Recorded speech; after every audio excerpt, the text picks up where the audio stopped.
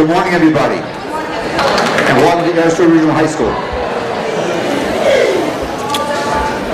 On behalf of the faculty, I'd like to welcome all of you to the 21st Annual Veterans Day program here, sponsored by the ASRHS Regional High School, Massachusetts Army National Guard Leadership Education Program. I have two requests to the students in the audience. First, turn off your cell phones, smartphones, and iPods. Second, take some time after our program and over the upcoming weekend to search out a veteran. You all set?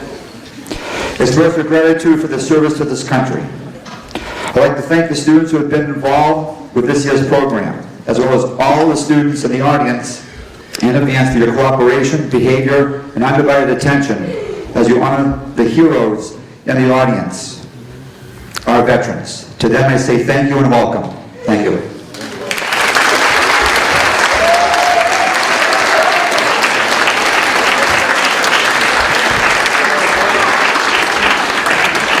I would like to recognize the following for assisting me with this year's program.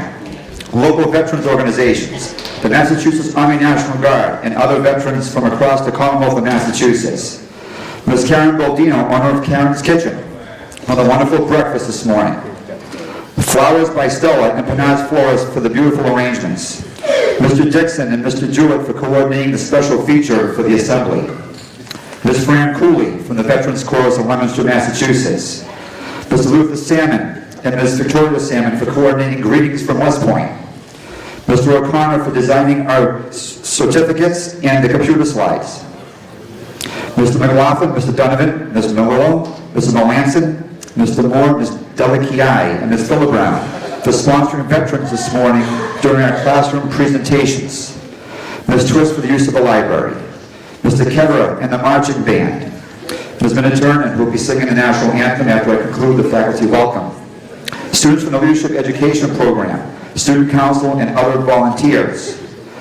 Mr. Curland and Mr. Dillman from Air Public Assets Corporation for covering the events this morning, as well as their staff, Willie Bennett,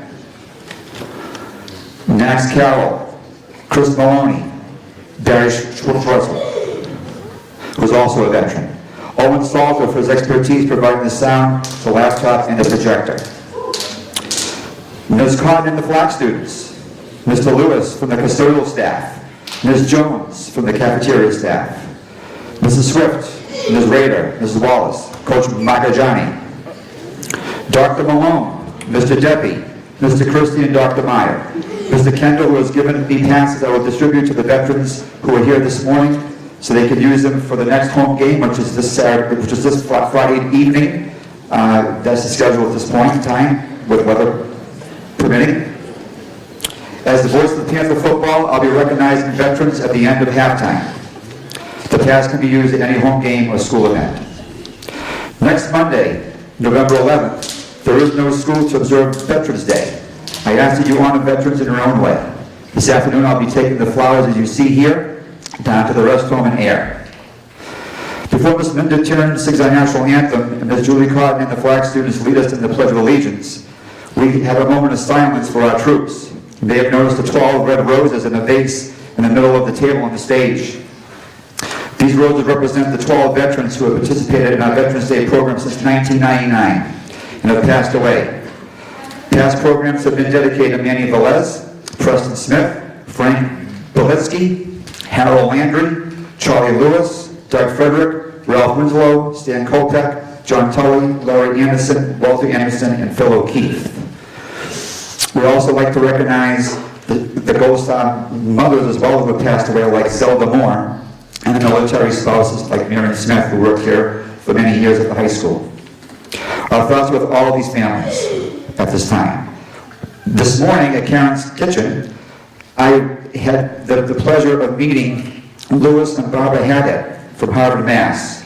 They're here this morning, and I appreciate their flexibility in their schedule. I invited them to this program. Their son, Matthew Ellison Haddett, passed away on November the 14th, 2017. So we think of them as well. Now we will have a moment of silence.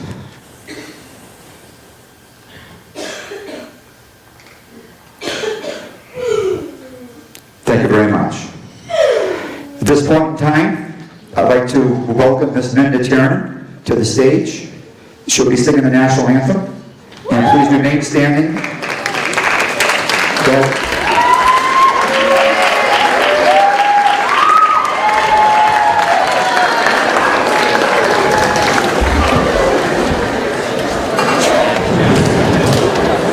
And after she sings the national anthem, please remain standing for the Pledge of Allegiance by the flag students.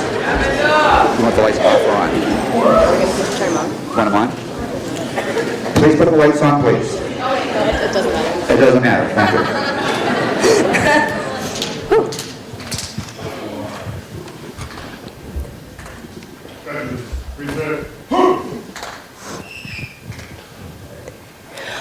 Oh, say, can you see by the dawn's early light what so proudly we hailed at the twilight's last gleaming, whose broad stripes and bright stars through the perilous fight o'er the ramparts we watched, where so gallantly streaming, and the rockets red glare, the bombs bursting in air, gave proof through the night that a flag was still there. Oh, say does that star-spangled banner yet wave o'er the land of the free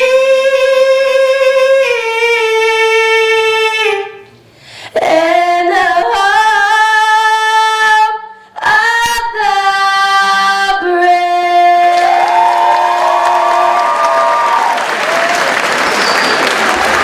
Thank you, Linda. That's wonderful. Next up, we have the Pledge of Allegiance led by the flag program, Ms. Fox. Please stand.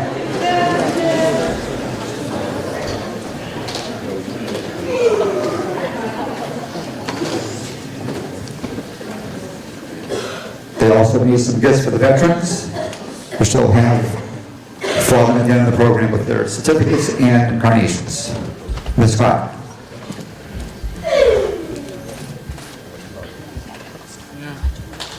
Turn to the flag. And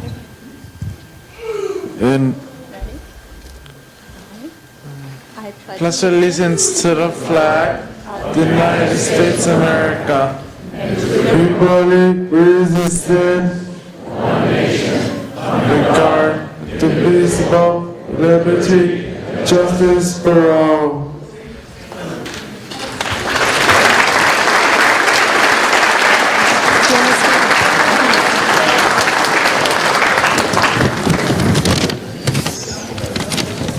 Good morning and welcome, especially to Mr. Tully for hosting such a special and important event, and mostly to our brave veterans. This is Tony, and this is Francesca, and this is Miss Gretchen. We all work in the flat classrooms here, and Tony and Francesca are two of our students.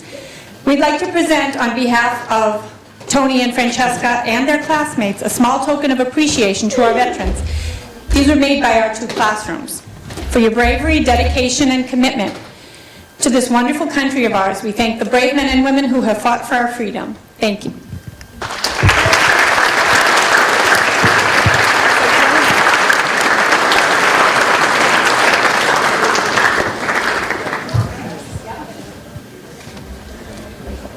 Thank you very much. You may be seated.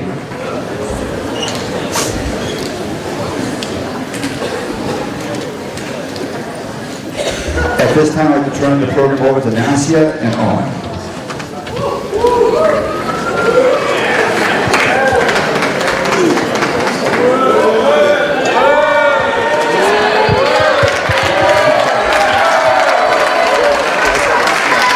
Can you turn the lights back on, please? Can you turn the lights back on? Yeah. All right. Good morning, everyone. Good morning. Welcome to ASRHS Regional High School 21st Annual Veterans Day Program. My name is Onuya Saige, and I'm the president of the senior class. My classmate, Nazia Baikov-Nuri, secretary of the senior class, and I will be the masters of ceremonies for the Assemblies program. On behalf of the student body at ASRHS Regional High School, Nazia and I would like to welcome the veterans here today and thank them for sharing their experiences with us earlier this morning during breakfast at Karen's Kitchen, as well as in some of our classrooms during that last half of the B-block.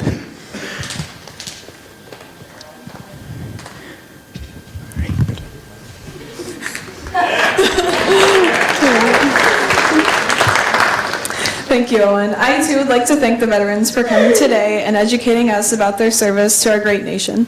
A little bit later, during today's assembly, Mr. Deppy, principal of Page Hilltop Elementary School, will offer his thoughts on the day and introduce his fifth grader who will be offering their thoughts about veterans. Later, my principal, Mr. Christie, will give his remarks and read the names of all our special guests here today, our veterans, as they stand to be recognized.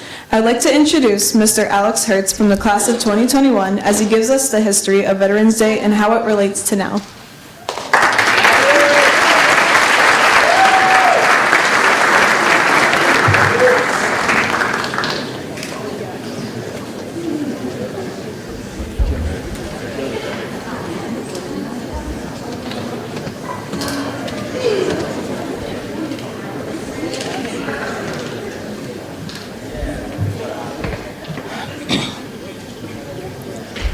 Ladies and gentlemen, welcome to today's ceremony and thank you for attending.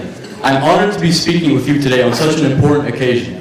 We're here to honor our service members and to remember the sacrifices they have made and the courage it takes to defend honor, duty, and country.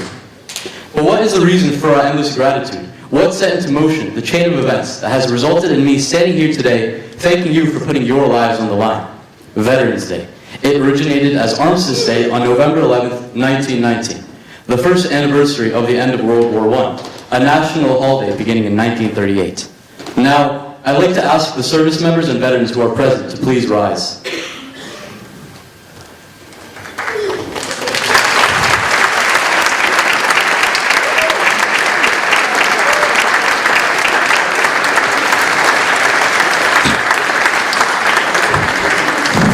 Thank you for answering the call to duty. You have made our armed forces the most respected in the world. Please be seated. I'd also like to ask the family members of any service members to please rise. We know you have lived through difficult times and have often taken the heavy load to keep the home fire burning. A round of applause, please, for all that they have shown.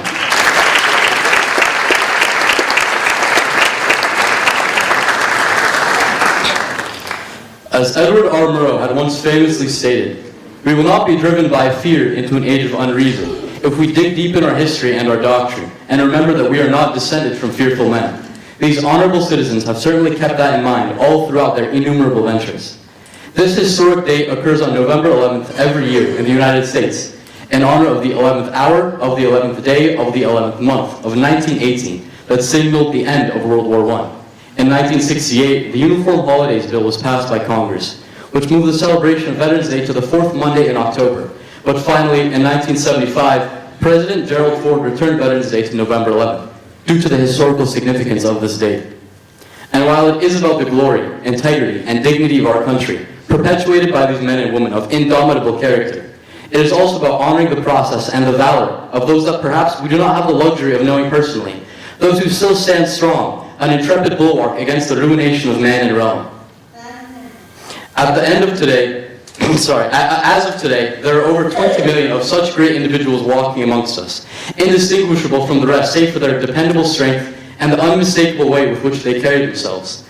These gallant soldiers who serve and protect the United States come from all walks of life. They are parents, children, grandparents, friends, neighbors, and co-workers.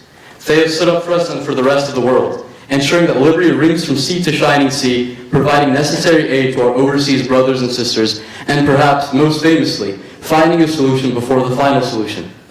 I met a few brave veterans this morning, recounting their ardent tales of old, and one of them told me the story of their uncle, who, as part of the 185th Engineer Battalion in World War II, laid in the crossfire between Ally and Axis, defenseless save for his welding gear, repairing the bridge upon which his Allied compatriots would storm, turning the tide of the ultimate war. Yet another recounted how, more recently, he and his men developed an irrigation system for the innocent Iraqi citizens that were stuck under the penumbra of their endless violence. These tales of unparalleled heroism and magnanimity are more than just tales, and they reinforce the point that these domineers of their field were far, far more than just slipped, soulless dogs of war. Difficulty is the excuse that neither history nor our country ever accepts. And I'd like to thank again these heroic members of our society for making our country just that much better. Standing before us today, you all continually prove the point that these colors indeed do not run. Thank you.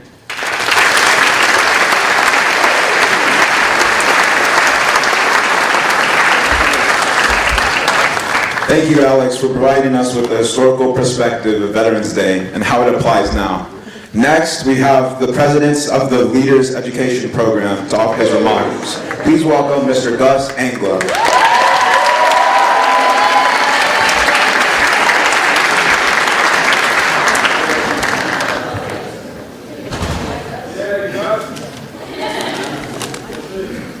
Good morning, everyone.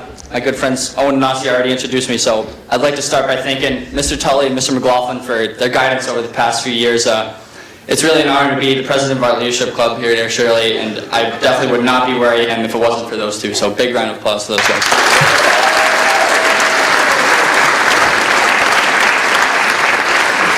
Now, I joined the club my sophomore year, not really because I wanted to be a leader or anything like that, but they offered extra credit at the time, so I figured why not. But I'm starting to realize, after being a part of this group for some time now, it's, no matter what my intentions were going in, it's more about what came in the end as a result of all this. Like, whether it be the field trips to the JFK Library, Edward Kennedy Center, or Chili's, or the time spent making posters to promote the club and for school supply drives, and even just eating pizza in Mr. Tully's room after school. I've grown a lot in the time I've spent surrounded by you wonderful people here in this place, and I'm really fortunate to have been a part of this club because I now know what it means to be a leader.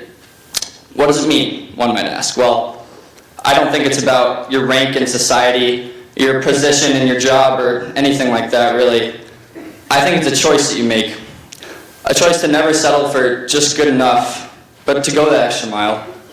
To not just help yourself, but to help people around you. To not just accept praise, but to acknowledge criticism too. Some people are definitely born leaders, possibly me, but that does not mean that everyone can't be a leader. I think that any one of you could be standing where I am right now, but I just made the choice to do so. If we want to succeed, we need to make that choice. To do better, to never settle for mediocrity, and to help people, even if it seems of no benefit to you. Seeing Mr. Tully help me and a number of other students with work in his class and others, as well as pushing us to make better choices maybe about the language we use in class, and to always be a gentleman, never get frustrated or defeated. That's what it means to be a leader. He could have just let us chat and fool around and get nothing done, but he made the choice to do his best to set the example for everyone around him. Same goes for Mr. McLaughlin.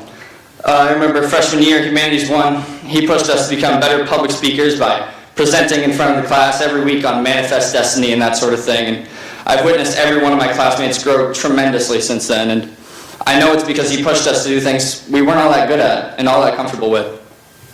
He made us step outside our comfort zone of sitting at our desks and reading off a piece of paper, and actually made us get up in front of the class and talk about something that we may not have been all that knowledgeable about. Looking back on this, I know he wasn't trying to be a jerk or embarrass us or anything. He was helping us. But making that choice to not just let us slip by with a C- and go on our way. He cared enough to make that choice to better the people around him. He didn't have to send us that video a few years back while he was overseas, saying that he did not forget us and that he'd be back to keep doing his thing. So thank you, Mr. McLaughlin, for showing me what it means to be a leader.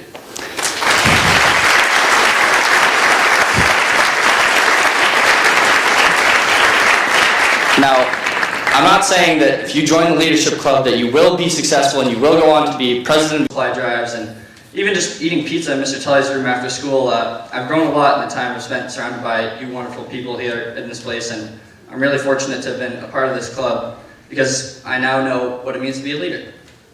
What does it mean, one might ask? Well, I don't think it's about your rank in society, your position in your job, or anything like that, really. I think it's a choice that you make. A choice to never settle for just good enough, but to go the extra mile. To not just help yourself, but to help people around you. To not just accept praise, but to acknowledge criticism too. Some people are definitely born leaders, possibly me, but that does not mean that everyone can't be a leader. I think that any one of you could be standing where I am right now, but I just made the choice to do so. If we want to succeed, we need to make that choice, to do better, to never settle for mediocrity, and to help people, even if it seems of no benefit to you. Seeing Mr. Tully help me and a number of other students with work in his class and others, as well as pushing us to make better choices maybe about the language we use in class, and to always be a gentleman, never get frustrated or defeated, that's what it means to be a leader. He could have just let us chat and fool around and get nothing done, but he made the choice to do his best to set the example for everyone around him. Same goes for Mr. McLaughlin. I remember freshman year, Humanities 1, he pushed us to become better public speakers by presenting in front of the class every week on Manifest Destiny and that sort of thing. And I've witnessed every one of my classmates grow tremendously since then. And I know it's because he pushed us to do things we weren't all that good at and all that comfortable with. He made us step outside our comfort zone of sitting at our desks and reading off a piece of paper, and actually made us get up in front of the class and talk about something that we may not have been all that knowledgeable about. Looking back on this, I know he wasn't trying to be a jerk or embarrass us or anything. He was helping us. But making that choice to not just let us slip by with a C- and go on our way. He cared enough to make that choice to better the people around him. He didn't have to send us that video a few years back while he was overseas, saying that he did not forget us and that he'd be back to keep doing his thing. So thank you, Mr. McLaughlin, for showing me what it means to be a leader.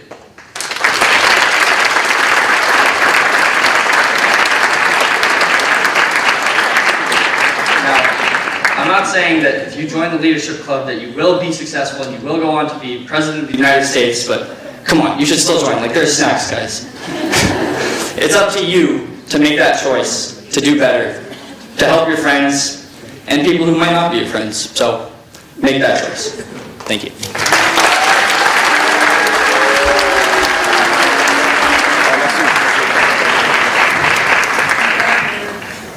Thank you, Gus, for your comments about the leadership program, what it does for our school community, as well as the importance of recognizing our veterans.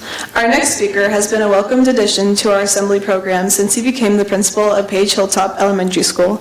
I'd like to introduce Mr. Fred Deppy, who will offer his remarks. After he concludes his remarks, he will introduce to us his fifth grader, who will make a few comments as well.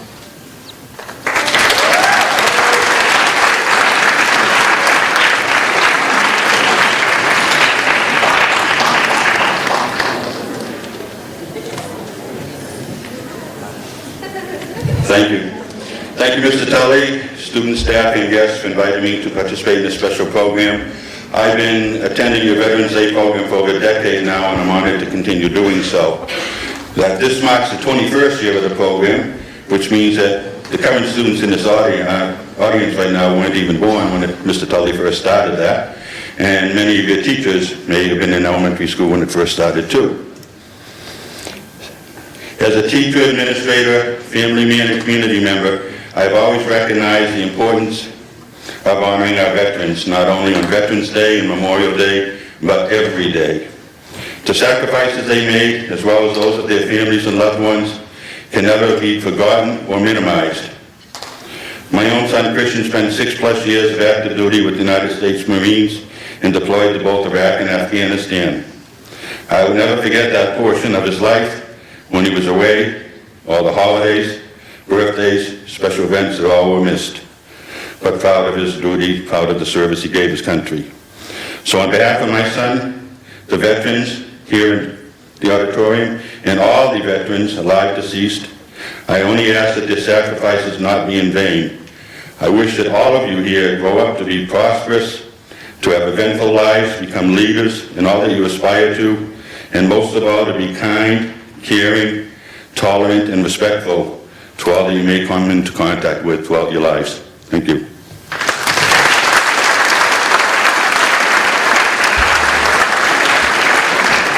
So each year, Mr. Tully invites me to bring one of my fifth graders along, and I'm happy to do so. Many of you sitting in the audience have joined me on stage in previous years. I'd like to invite Otto Forrest to join me now at the podium. Otto is the son of your own Mr. Forrest here at school.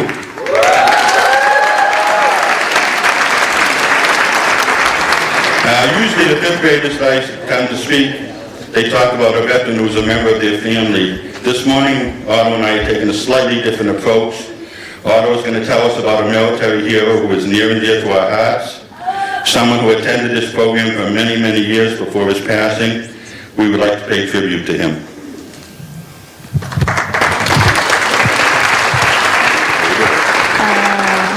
Yes, I'll just hold it. Mr. Stephen Tully is a teacher here at ASRHS Regional High School. Mr. Tully is also a strong supporter of our military veterans and a proud patriot. For the past 21 years, Mr. Tully has organized the High School Veterans Day program and has recognized and honored our military personnel.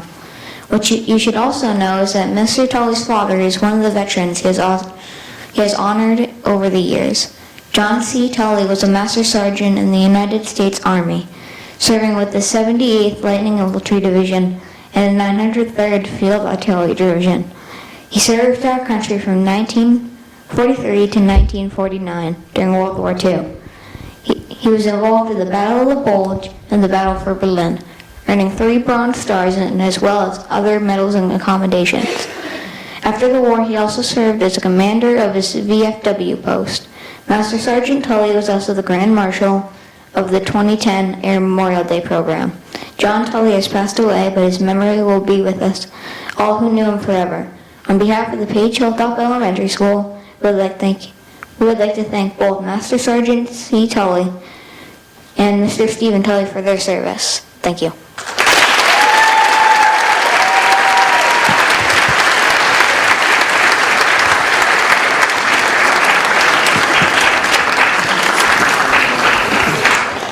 Thank you, Mr. Duffy, for your continued participation in our assembly and for involving the fifth grade team at Page Hilltop. Next, I would like to welcome Mr. Gareth Austin from the class of 2020 to tell us what Veterans Day means to him.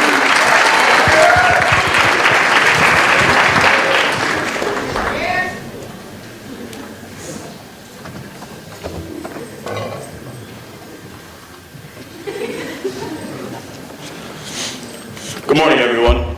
First off, I'd like to thank our veterans for their selfless service to our great nation and for our freedoms. Next, just a disclaimer, as you all tune in and out of my speech, the biggest takeaway is that freedom does in fact come at a cost, and we all need to appreciate our freedoms as much as we can. The world would not be the same as we know it without them. Okay. Every day, I wake up to my alarm at 6:15 a.m., except weekends, obviously. I take a shower right when I wake up so my sister still has time to use the shared bathroom. Then I get dressed, eat breakfast, brush my teeth, and drive to school. The first bell rings and we all make our way to first period where we set our stuff down, anxiously whisper about homework, and then stand up for the Pledge of Allegiance. We go through the rest of our school day, and then we have the afternoon. Some of you go home, others go to sports, band, robotics, all of the above. However, this isn't about me. It's about all the freedoms I just described.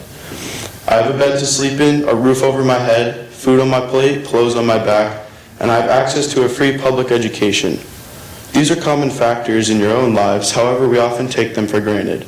These basic components of our everyday lives are all built up by freedoms secured by our veterans. Without their sacrifice, we would not be guaranteed these freedoms. There are several other countries and regions in the world that are not guaranteed freedoms.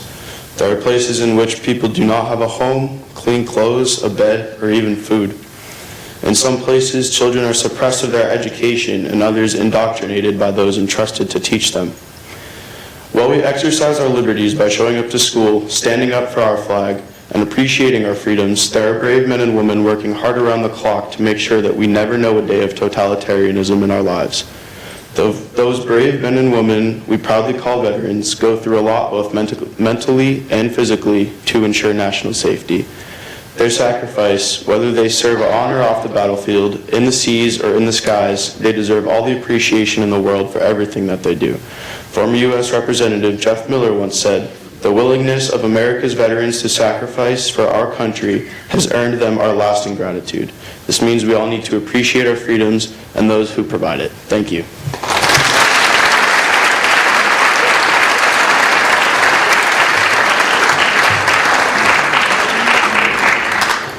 Thank you, Gareth, for telling us what this holiday means to you. Next, I would like to introduce Ms. Fran Cooley, Director of the Veterans Chorus from Leominster, Massachusetts, who will tell us about the two songs her group will sing. Ms. Cooley.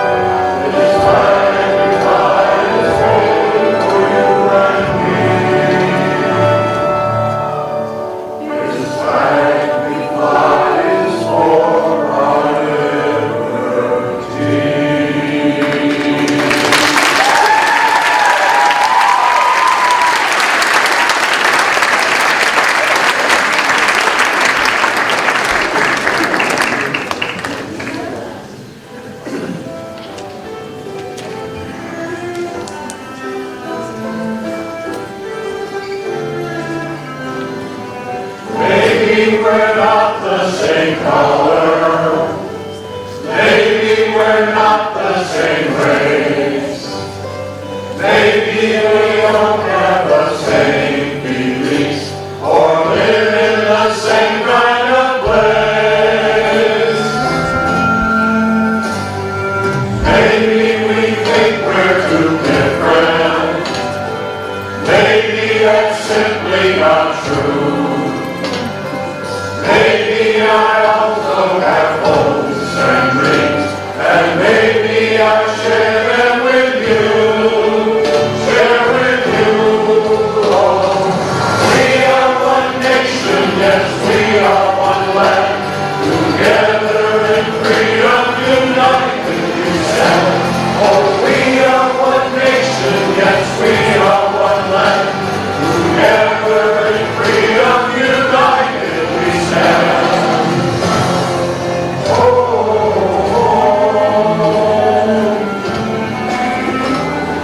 We are a rainbow, we are a rainbow, we have our own history, we have our own history. We share a nation from far and close, our nation where people are free. We are where freedom is, freedom and freedom is free. All our hearts is extreme, no one cost is extreme. We share a goodness and share our American dream. Oh, we are one nation, yes, we are one land. Together in freedom, united we stand. Oh, we are one nation, yes, we are one land. Together in freedom, united we stand. Oh, we are one nation, yes, we are one land. Together in freedom, united we stand. Oh, we are one nation, yes, we are one land. Together in freedom, united we stand. Oh, we are one nation. We are one nation. We are one nation. One nation.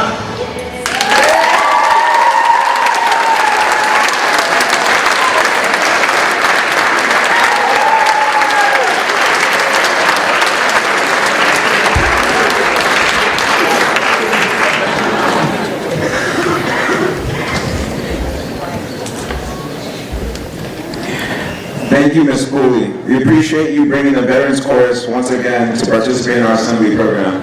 Our next speaker is the Superintendent of Air Shirley Regional School District. Please welcome Dr. Mary Malone as she offers her remarks on behalf of the administration.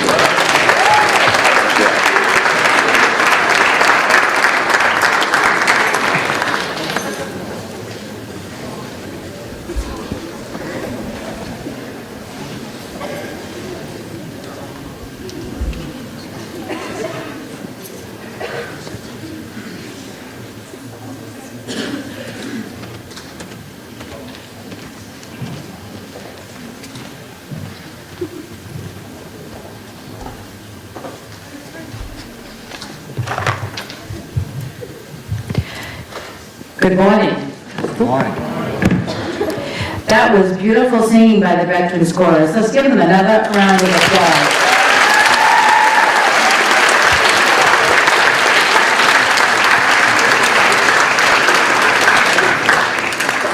And before I give my brief comments, I want to congratulate the students. I am so impressed with the speeches you have given thus far. Excellent. And to the student audience for really encouraging your students, your peers, to get up here and to speak in front of you with your large round of applause and support. So thank you. Good morning to our veterans, distinguished guests, faculty, and students. On Veterans Day, we honor all those who have served in the military, still living or now deceased. Celebrating our veterans in this district is always a special event. Ayr and Shirley were military towns during the years of Fort Devens, which was an active base until it closed its doors in active installation on March 31st, 1996. Many of you students and faculty may have parents or grandparents who were or are currently still serving in the military. We honor and thank these fine men and women on the stage, or actually in our front chairs today, and across the nation on Monday, November 11th. Those who serve do the most honorable work known to mankind. They selflessly serve our country and risk their lives to protect and ensure the freedoms we so enjoy each and every day. The simple freedoms that you heard of a little while ago. Getting a free public education is one of them. For those who serve, they have families, partners, children, moms and dads, extended families, and friends. I'd like to take a moment to thank the families of the military personnel here and across the nation for their sacrifice. Many here in this auditorium know far too well what it is like to have a mom, a dad, or a loved one serve so far away from home. So I am sure that many of you, students, faculty, and other adults in this audience have had a loved one be away from home for a long period of time. I'd now like to ask our very own teacher, Mr. Sean McLaughlin, to please stand and come forward.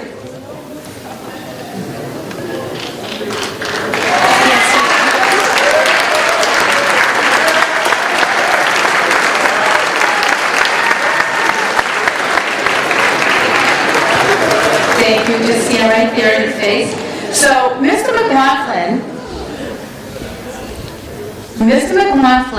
served 4 deployments in Afghanistan, Iraq, and Ukraine over his long military career in the Army. His most recent deployment was to Ukraine during the 2017-2018 school year. He has since retired with the prestigious rank of Lieutenant Colonel.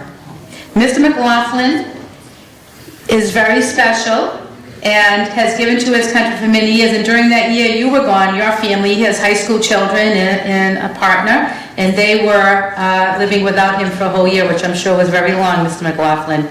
So let's, boys and girls, faculty, let's give Mr. McLaughlin a huge applause and stand in recognition.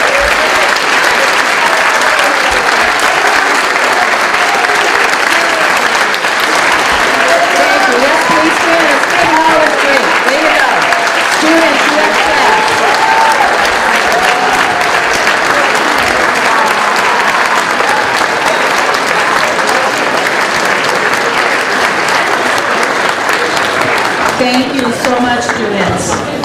And on a side note, I don't think that Mr. McLaughlin would have any problem with any student who is considering a career in the military.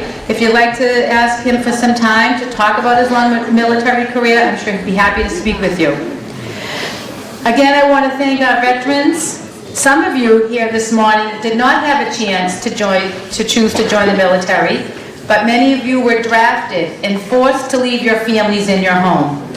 We do not have a draft today, but millions choose to join one of the armed branches for various reasons, but above all, to commit, to serve, and protect this great country. And what could be more honorable than that? We are forever grateful to the veterans for their service. And one last recognition before I close. Mr. Tully, could you please step forward?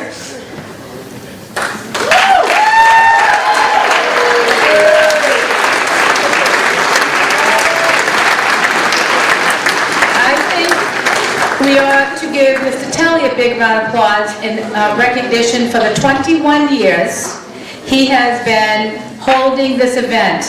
This morning I stopped and went and shook every veteran's hand and said hello, and how many of them said to me, we look forward to this every year. This is so meaningful to us. One of our veterans is going to Belgium, right, for the anniversary of the Battle of, yeah, so let's give Mr. Tully a big round of applause. He's doing so much for these veterans.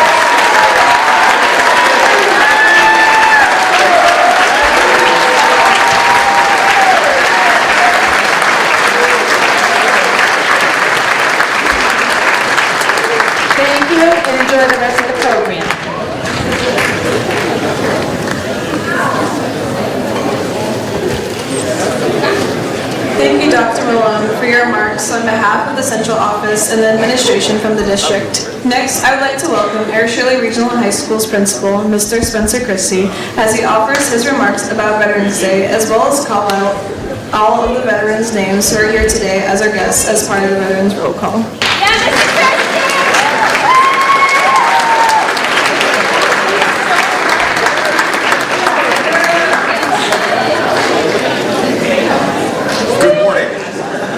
And welcome to the 21st Annual Veterans Day celebration at Air Shirley Regional High School. Next Monday, on November 11th, we will mark the 101st anniversary of the end of World War I. To quote Barack Obama, it's about how we treat our veterans every single day of the year. It's about making sure they have the care they need and the benefits they've earned when they come home. It's about serving all of you as well as you've served the United States of America. Well, we're celebrating these men and women both today and next Monday here at Air Shirley Regional High School. They deserve our respect and celebration for their willingness to serve every day of the year. In this time of political divide, it's special that our ability to honor veterans remains bipartisan. We're lucky to be joined by these brave men and women who have proudly served the United States in a variety of roles. Please, let's take a moment to thank them with our applause.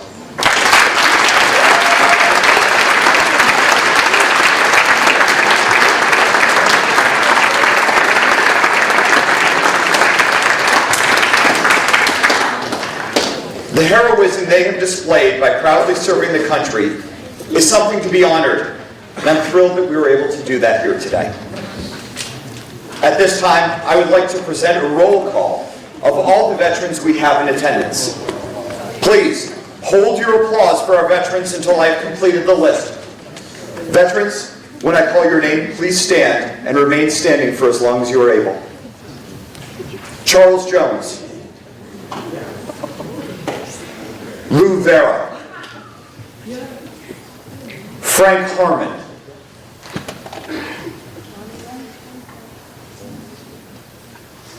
Wayne Sears. Dave Sawyer. John Delcor. Linda Blackwell. Roger LaPearl. Dana Fields. Christopher Plonka. Edward Scott Smith. Norman Albert. Claude Poirier. John Gordon. Martin James. Brett Gibson. Louis Haddad. Barry Schwartzel. Robert Carlson.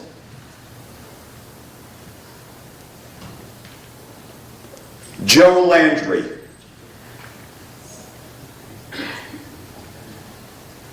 Glenn Valancourt. Sean McLaughlin. Russ Mann.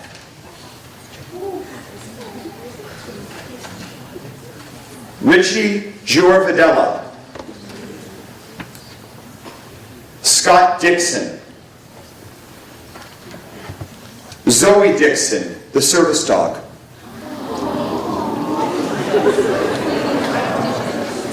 Mike Detillion. And in our Veterans Chorus, Ralph R.J. Higgins. Rob Davidson. Salvatore Tantillo. Fran Cooley. Tom Cooley. Fred Cuddy. Bill Smith. James Woovus. Joseph Daigle. Jim Julius. Anthony Fiducia. Angie Edmonds. George Schroeder. And if there are any other veterans that we have not called, please stand. Please welcome these veterans with a round of applause.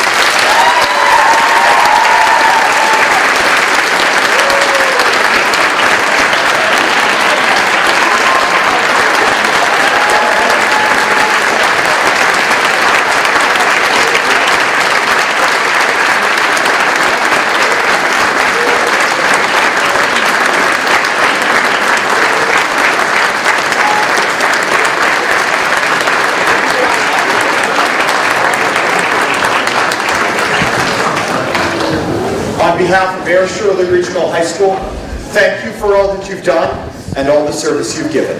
Thank you.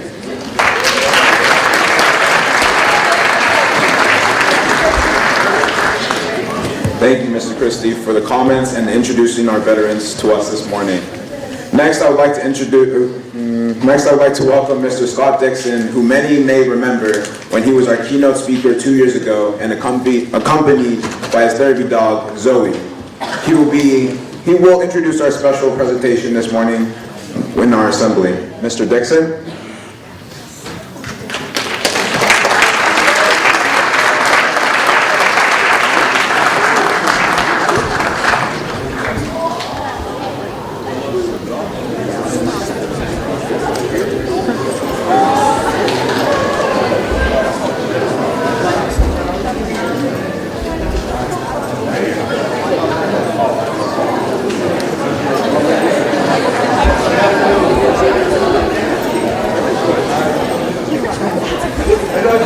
Service dog of post-traumatic stress.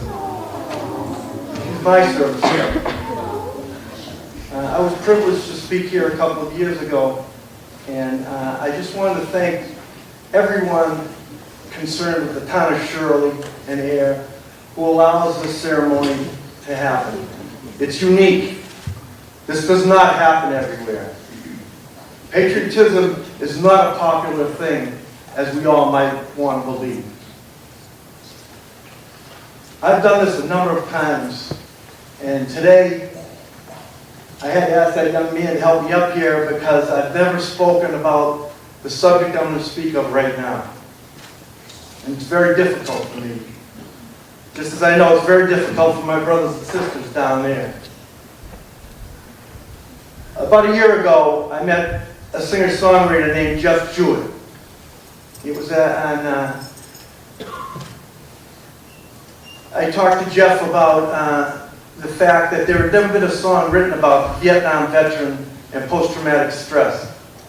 The Vietnam veteran was not welcomed home to a happy crowd. Post-traumatic stress was not even given a name until around 20 years ago. Post-traumatic stress, as you see on TV or in the movies, is not about a psychopathic person.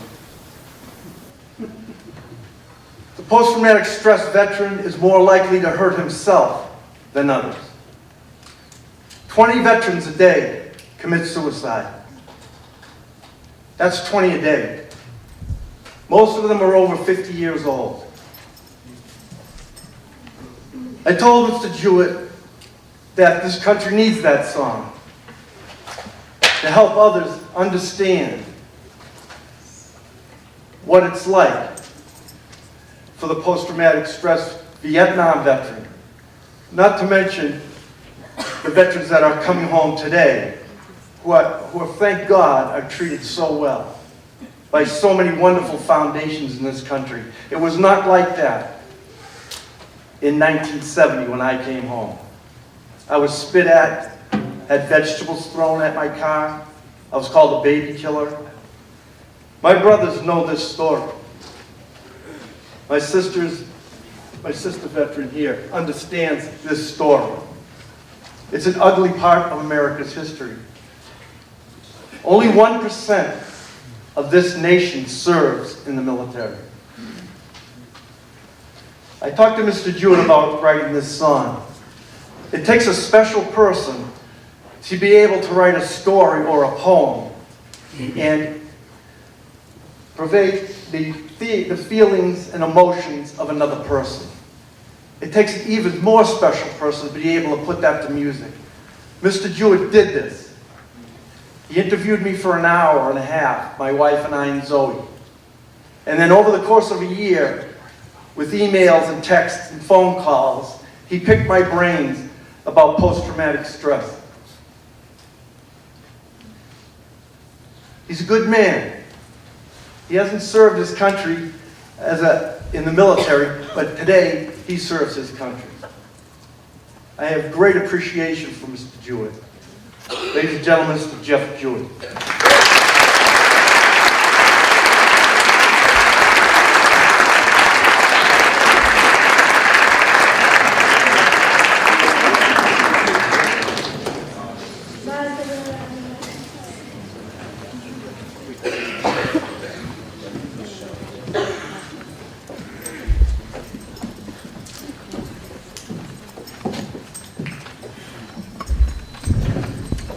Wait till Scott gets seated.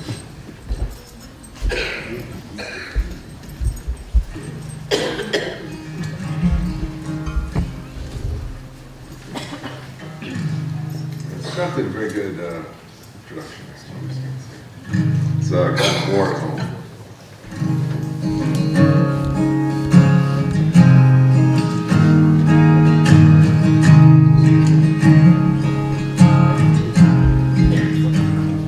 Put his boots down in his hometown that he fought for with a right.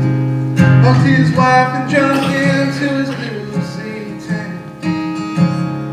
High school graduation tassel still hanging on the rear view. From that picture dipped into the dashboard then drove through a crowd of hard gray eyes and judging faces.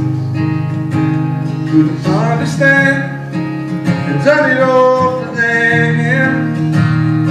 War at home starts when the gunfire stops, takes its toll on the strongest hero's heart. When the shrapnel's on the inside, the scars are buried deep and they aren't sure. You can hear the reasons. Still love the soldiers sent, the flag proud to flying. Cause what they fought for, why they bled. They stood up for you, don't let them stand alone. From warriors to the ones you used to know in the war at home. 3 a.m., the grand moonlit kitchen table. Fifth of bourbon and a Bible in his hand. You can still taste the diesel smoke and hear the scream. So floating dandelion seeds are red hot ash. There's a card on the fridge that says welcome home, Dad. But he's not sure he ever made it back. Oh, at home starts when the gunfire stops, takes its toll on the strongest hero's heart. When the shrapnel's on the inside, the scars are buried deep and they don't show. You can hear the reasons. Still love the soldiers sent, the flag of proud to flying. Is what they fought for, why they bled. They stood up for you, don't let them stand alone.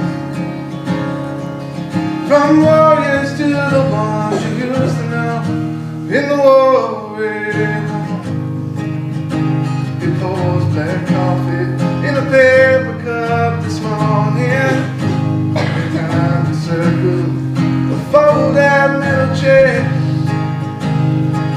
others talking about demons and forgiveness. Living their lives for those they love and those that sacrifice the chance. The war at home starts when the gunfire stops, takes its toll on the strongest hero's heart. When the shrapnel's on the inside, the scars are buried deep and they don't show. You can hear the reasons, still love the soldiers sent, the flag is proudly flying. 'Cause what they fought for, why they bled, they stood up for you, don't let them stand alone. From warriors to the ones you used to know, in the war at home, in the war at home.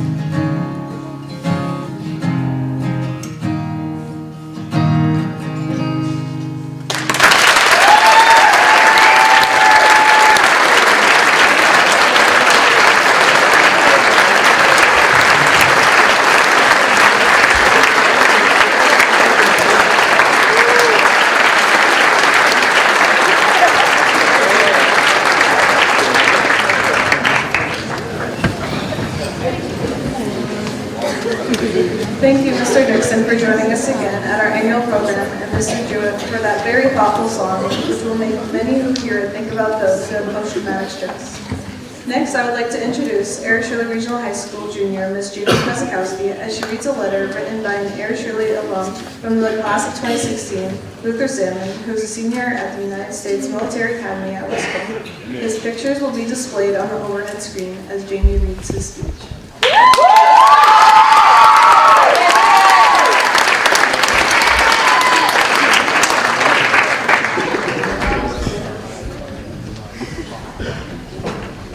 Growing up, I always knew I wanted to be a civil servant of some fashion, be it firefighter, policeman, or in the military. When I got to high school, I discovered some of the opportunities available that would allow me to better serve my country and my immediate community. One opportunity in particular that really stood out to me was West Point. Besides the fact that two of my uncles went to this great establishment, tuition being free was all the better. Upon further investigation and learning about all of West Point's great legacies and traditions, I knew this was a challenge that I wanted to undertake. While the road to acceptance was challenging, it was very rewarding. Upon receiving my appointment, I was solidified in being one of the first Ayr Shirley graduates in over 20 years to gain acceptance into West Point. The last Ayr graduates being my Uncle Larry back in the early 90s and Ben Hirsch in 2001. Starting on our day, June 27, 2016, my journey through West Point has been anything but easy. I have been on and off of D1 teams. I have been in and out of important leadership positions. I have made and lost relationships with other cadets, and I've been tested countless times. All in all, while it seemed tough in the moment, West Point has done nothing but built me into a stronger leader of character. I am currently a senior at West Point, also known as the First D, and I am scheduled to graduate in the spring of 2020. My current leadership position is a Company S3, and I am in charge of the operations and training for about 125 cadets. After graduating from West Point, I will be commissioned as a second lieutenant and will branch into the Air Defense Artillery. From here, I will be required to honor a 5-year service commitment as an officer in the U.S. Army. While it may seem corny, what I have truly learned from West Point in my limited time in the military comes solely from Douglas MacArthur's Duty, Honor, Country speech. Duty, it is the reason I am here, in order to be a better honorable servant to the American people and the American way of life. Honor, serving those who served before me and ultimately making them proud. Country, that in which I am loyal to. In the words of Douglas MacArthur, duty, honor, country dictate what I ought to be, what I can be, and what I will be. My idea of Veterans Day has drastically changed from when I was a student here, sitting in the very seats you're sitting in now, to where I am today. When I think of Veterans Day, I think of sacrifice, duty, and love. The sacrifice of leaving the ones you love in order to perform a duty for the country you love. On Veterans Day, a way you can honor a veteran is by performing your duty, volunteering in your community, helping out where you can for what you love.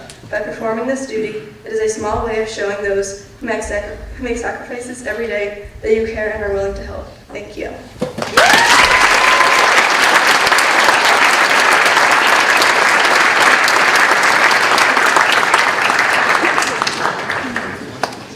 Thank you, Jamie, for reading Luther's Letter. It is always great to see how our A.S. Shirley graduates have been successful after graduating from high school.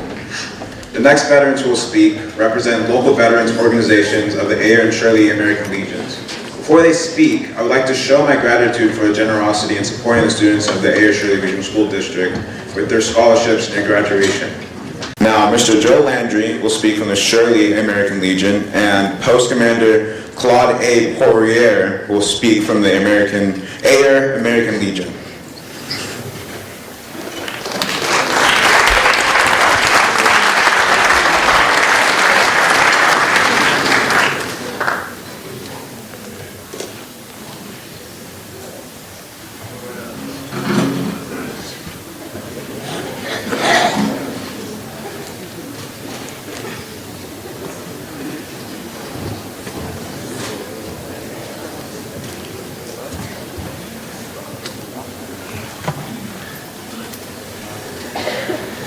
He says age before beauty.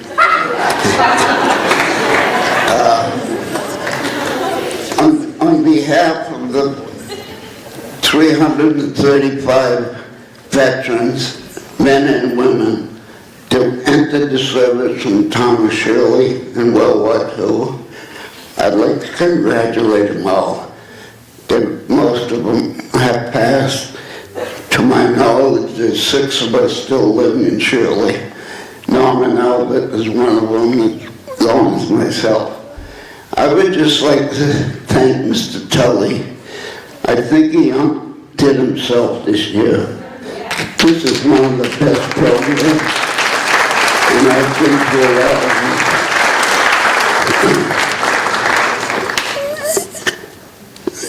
I don't know how many know, but on December 16th of this year will be the 75th anniversary of the greatest battle the U.S. Army ever fought. All battles are great, but this was the largest one. And I was lucky to be one of them, along with Mr. Tully's father, which was 75 years ago. And on the 16th of December, the 16th of this December, I have been invited back to Belgium, courtesy of the Belgian people, to attend ceremonies, which I'm looking forward to very much. I would also like to say, listening to the gentleman with the dog, I forget his name, I'm bad with names, but I have mentioned this many times. I certainly hope someday that the Vietnam veterans get the applause that we've gotten over the years. I know it was a whole different situation. We came home as battalions and companies and all of that, and most Vietnam veterans came home by themselves. But again, I would like to say that I hope they get the notoriety that we have gotten. I would just like to say, I have a t-shirt that I wear proudly, and on the back of the t-shirt it says, if you can read this, please thank a teacher. If you can read it in English, thank a veteran. Thank you very much.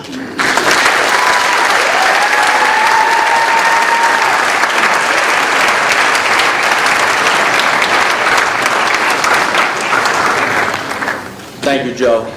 Thank you, Mr. President, for introducing me as well. Thank you, Mr. Tully.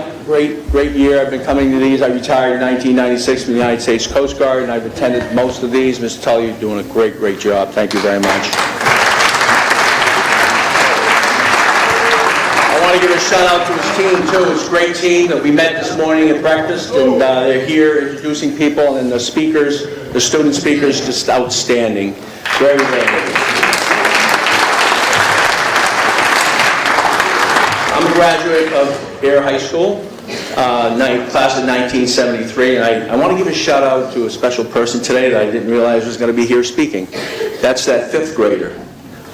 Otto Forrest. What a wonderful job he did today. Is he still here? He left. His dad says he left. I want to talk to you today about, just real quick, about true heroism, true heroes.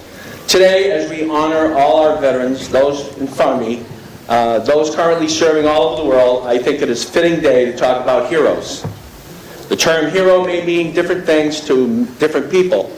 If you Google the word hero, you may end up with this definition: a person who is admired, idolized, courage, outstanding achievement, or noble qualities. The response I received from Google search also goes on to list synonyms for heroes such as brave person, brave man or woman of courage, man, woman of the hour, Lionheart, warrior, knight, champion, victor, conqueror, star, superstar, megastar, idol, celebrity, luminary, idealist, paragon, favorite, and darling. When we talk about sports heroes like David Ortiz, anybody remember David Ortiz? Raise your hand. Also known as Big Pop. For most of us here in New England, we saw this icon in 2004 and beyond, conquer of, yes, that evil empire that have come to know as those damn Yankees in New York in pinstripes. However, for some, see David Ortiz as merely a baseball player who's paid a lot of money to bring success to an organization that had been waiting 86 years for deliverance. Either way, both views of how we saw Big Papi that year would eventually allow us to reach the same results, a World Series championship in Boston. In using the sports analogy, I would like to give you a sense of what I have discovered over the years about war heroes. Please bear with me. I'm not equating sports heroes with war heroes. In my current job as the manager of the Massachusetts Veterans Memorial Cemetery in Winchendon, I had the unique opportunity to sit down with many veterans of World War II through our current Persian Gulf Wars who have shared some reluctantly, many personal stories about their experience while serving our nation. Somewhat to my surprise, many of them never regarded themselves as war heroes. Many of them questioned why a common soldier, Marine, sailor, or airman who had never been in battle would ever be regarded as a hero. Some of these veterans felt or feel very uncomfortable being called a hero. For some of them, the term hero can only be applied to those who gave the ultimate sacrifice in the battlefield to save many of them around them. I am referencing to the act of heroism, like diving on a hand grenade to save a fellow soldier, or who just happened to be in the same foxhole as other soldiers. Some of them can never see themselves as heroes. In their own mind, the only hero are the ones that didn't come back alive or were severely wounded in battle. For those like myself, who have never faced the dangers of war on the battlefield or over under the oceans across the globe, who have never witnessed incredible acts of heroism that unfortunately take place in every war, I probably never be able to fully understand the meaning of the term hero as it is defined by those who witnessed horrors of battle firsthand. In today's society, people regard anyone who puts on a uniform a hero. It could be military, police, firefighters, security guards, EMT responders, or anyone else who wears the uniform. So it may matter if we were or were not faced with the dangers that come with wearing a uniform, but most of them, they were ready to do the ultimate response to protect and serve the people. We have a tendency to call them heroes, and I say rightly so. They all get paid for what they do, and for some of them, if they didn't have to support themselves or a family, they would do it without receiving compensation because they love what they do. Anybody remember the movie Mall Cop? Well, Kevin James, Paul Blatt in the movie, he loved the fact that he wore the uniform while doing something he loved to do. He took his job seriously in a very funny way. And performed a service that was very proud of having the opportunity to serve in that mall community and in wearing his uniform. We have other heroes that we often do not recognize enough, such as those heroes that do not wear uniforms. So, folks, take a look around this auditorium right now. The heroes that I'm talking about, your teachers. These people will influence your lives forever, like it or not. Hopefully, these teachers will provide you the proper tools to successfully in any endeavor you seek in life. So today, give them a shout out. For most of you, you will only realize how important they were to you after they've long left this school. If you do see those in uniform serving the public, I ask very simply to please say thank you to them for their service. We can never thank our military members enough for constantly standing in harm's way. Also, we need to never take for granted those who fly our planes to safety after avoiding a mid-air disaster, or firefighters who run towards burning buildings, the law enforcement officer who heads towards the deranged shooter, the mall cop who guides groups of people to safety, and the nurses and doctors who are sworn by their Hippocratic oath to serve those who are injured regardless of their own safety. In terms of hero, is somewhat subjective in regard to the degree of heroism that is performed. You may not necessarily see an EMT transporting a little girl to a hospital while performing CPR as a hero. You may just see them as someone doing their job. However, I can guarantee you that someday you, and for me today, that loving parent of that little girl or that little boy, will see that EMT is a true hero, who just happened to be doing his job, saving her or his life on that given day. Lastly, a friend of mine by the name of Dennis Dalton, who recently wrote and published an article, True Heroes. He also shared with me 2 recent books which describe profound heroism during World War II. Unbroken, it's also a movie, please see it, by Laura Hillenbrand, and All the Gallant Men by Donald Stratton and Ken Gear. I recommend both. In both these books, they make reference to boys who became men and men who became heroes. He also mentioned in the article that if given a chance, there are many heroes among us. A hero could even be you. Yes, you students. Or even a complete stranger. So respect everyone, because you never know who may be your true hero. Thank you.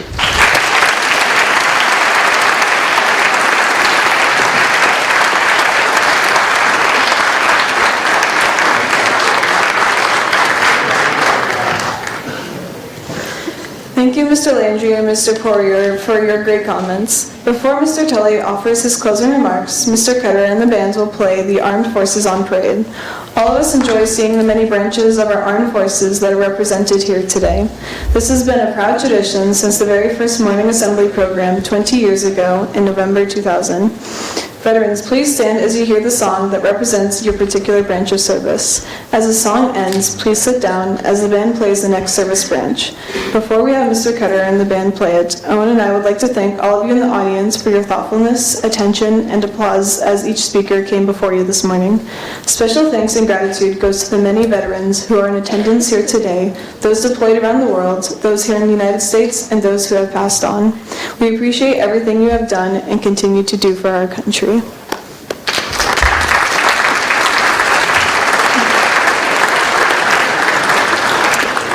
Now Mr. Cutter and the band will play the Armed Forces on Parade.